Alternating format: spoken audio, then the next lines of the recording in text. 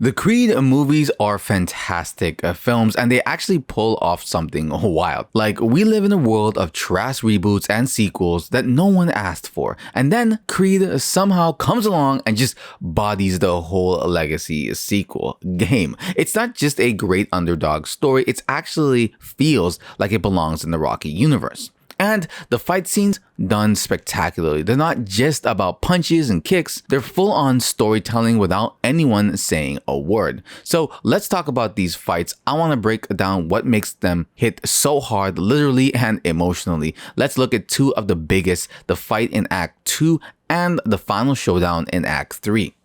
Starting with the first real test, Adonis versus Leo the Lion Saparino.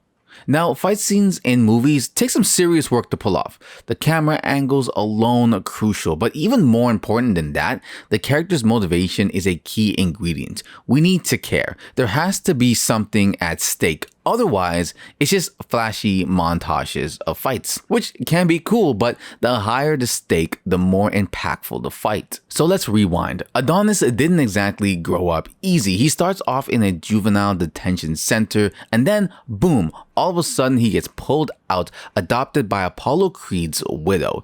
She's giving him a shot at a better life. Fast forward to adult Adonis, played by Michael B. Jordan. He's got a solid job, does some boxing on the side in Mexico, and has a clear path ahead of himself. But that Creed of fire burns in him. He's stubborn, ambitious. He wants to earn his place. So he drops everything, quits his job, moves out, leaves behind the woman who raised him, even though she's totally against him boxing, especially since that's the thing that got her husband killed. But that's the thing with Adonis, that need to prove something to everyone, but especially to himself, that he's not just Apollo's son, that he's a fighter, that he is his own man. And so he tracks down Rocky Balboa himself, played by Sylvester Stallone, obviously, but Rocky's not the same guy we had known from before. He's older, he's kind of burnt out and grieving. And now here comes this kid, basically dragging him back into the ring,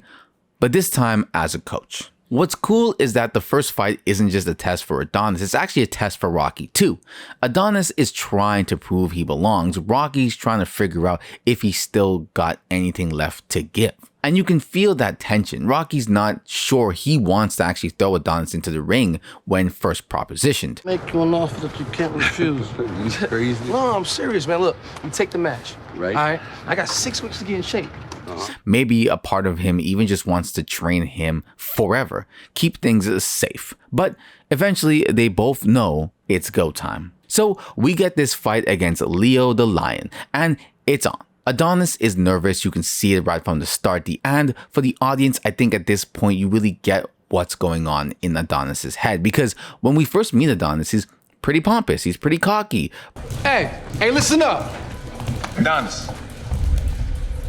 These are the keys to my Mustang right here. Adonis, get out the ring. All you gotta do is land one clean headshot. And he's been having these wins, but none of these fights really meant anything. This one means everything. This fight will tell him if he's really meant to be a fighter or if he just needs to pack it in. See, the way this scene is shot, gorgeous long takes. I love these continuous shots. The angles are so tight, you feel like you're in the ring. And what sells it even more, the reactions. Not just the punches, but how the hits land, how the person takes those hits. You get to feel every single one of them. They accomplish this using some camera techniques like stacking, which is to say that we don't really get to see the exact distance between our two characters. So what looks like a hit could actually be way, way off, not even near the person, but it's positioned so well, and the person getting hit sells it so well, we don't even think twice. This beautiful combo, well choreographed and well executed right here, is what I'm talking about. Real talk, Michael B. Jordan trained with real boxers for this, so these guys, they had to pull their punches and not accidentally knock him out. That's restraint. You wouldn't know it watching, it's just that clean, but... You're in phenomenal shape, you're thinking, great, I'm gonna go in to pretend to be a boxer, but then they cast you opposite real boxers. Yes. I mean, that's kind of cruel. It's not cruel, it makes it believable. We need real fighters in there to really sell it, honestly. And, Florian's great. Then we got Leo landing a big one, rocks Adonis's world. You can see his whole vibe change.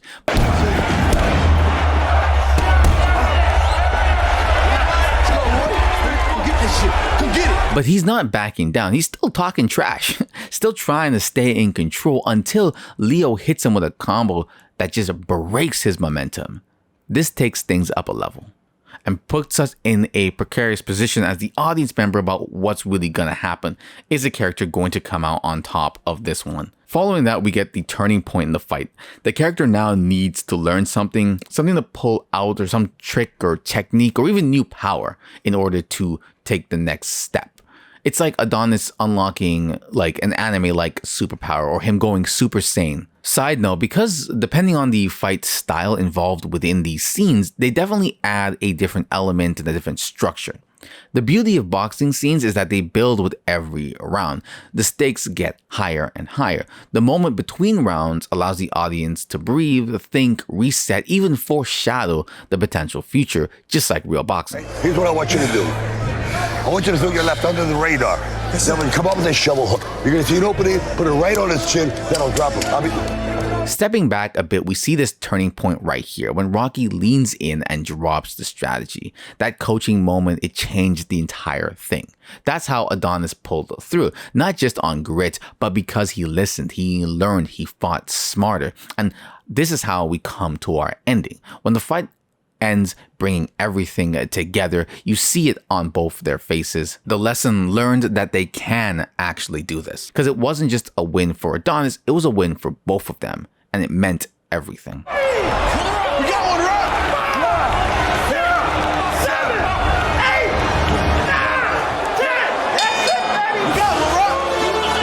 Now that we kind of got a little bit of an idea, let's fast forward to the final fight, Adonis Creed versus Pretty Ricky Collin, and let's solidify what we just learned. Entering the ring first, we have Adonis Creed, formerly Adonis Johnson, fighting for the title of champion in the light heavyweight division. So let's set that stage. Let's bring in the stakes. First thing, a little background. After Adonis beats Leo, the fight we were just talking about, Leo's shady manager leaks Adonis's real name, Creed, to the press because he was bummed his fighter lost. Then Pretty Ricky Collins, his team, comes a-knockin'. Ricky is the reigning champion, but he's about to go to jail, so he's looking for one last fight before retirement. He wants a big name to fight, and that name is Creed. I don't think I mentioned it before, but the arena is also part of the stakes. Depending on where the fight is happening will add to this. On a cliff's edge, in the middle of a desert, or in the fight ring, where you're trapped on all sides and all eyes are on you. So Adonis has been going by the name Jackson, his mom's last name, taking the Creed name. That's huge for him. That'd be a big deal. He didn't want a handout. He doesn't want to be famous because of his dad, but with some convincing from Bianca, you remember her, she is his singer girlfriend that is losing her hearing, but not her ability to see a cash cow when it presents itself. I'm playing, she's great. But all in all, he eventually agrees to take the name and fight as a Creed. So now we've got a champion trying to go out on top and a kid trying to prove he belongs at the top. That's a recipe for some great stakes. From the beginning bout, you can tell Adonis is already overwhelmed. He's taking shot after shot. The pace is fast. The camera work is relentlessly moving. It's chaotic, really reflecting the presence. In the first fight, we had a lot more continuous shots, very fluid, solid movements. This one's a little bit more erratic, a lot more movement and cuts, and I think that's to reflect the situation that this fight presents to Adonis. This isn't like the Leo fight. Ricky is built different. Now we have the level up. So we went from the stakes, now we're here at the level up section. This is used to confuse the audience and hype them up. In this case, putting our hero at a disadvantage and making the audience fear for the worst. Really leveling up not only the situation, but also our expectations and our emotional states. This combo to end the round beautiful and puts us in that level up mode. Shot after the bell, and round one was all Ricky Collin. For you now, boy. Real for you now. I'm pretty sure that none of these hits actually touched Michael B. Jordan, because that's to say there is one shot that definitely did touch him in this, and I'm going to get to it. But first, round 2 starts off pretty much the same way as round 1 until boom. This is what it means to go up a level in the narration of the fight. We're done talking, we're done dialogue. Obviously, there's still things happening in the background, but neither one of them is talking like they were before. Now it's all action. These moments are great for showing off the opponent, hyping up the audience, or building more tension. This sequence kind of almost does it all, to be honest with you. Just like before, we get that beat between rounds. Rocky gives him that push. You bleed like me. You belong in here. He reminds Adonis that he's not alone, that he deserves this spot, deserves this shot. And from there, it's back and forth. Neither fighter giving an inch. Every round gets more intense. Barely any dialogue, just fists, heart, and grit. And then, bam, ooh, comes that moment. Adonis goes down. Refs counting, he's dazed. This is our turning point. This is when a twist happens, something that looks like it's all over for our hero. Remember, I said there was definitely one hit that Michael B. Jordan took. For sure, this is that hit. Check this out real quick. Backgrounds watching and action.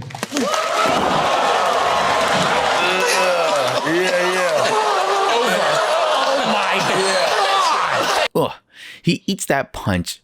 Clearly, it connects like no camera tricks whatsoever. Around this point is when we need that extra something. As we saw in the previous fight, it was words of encouragement, wisdom, strategy from Rocky that turned what would have been a losing situation into a winning one. In this case, it's all of those things, memories of his past, memories of his father, of his girlfriend, of Rocky, of his whole life, culminating to this point in time. He can't give up yet. He's got to dig deep. Not even to win, but to finish, to prove to himself that he belongs. And that's what he does. Ultimately, he loses the fight on the scorecard, but he wins everything that matters. Respect, identity, legacy. That's what makes Creed, in my opinion, so dope. The fights aren't just fights, they're full-blown emotional roller coasters. Every punch means something, every round that tells a story, and that's why Creed isn't just a good sequel, it's a masterpiece. Like, comment, subscribe, share this out, and until next time, what's the best recent film you've seen?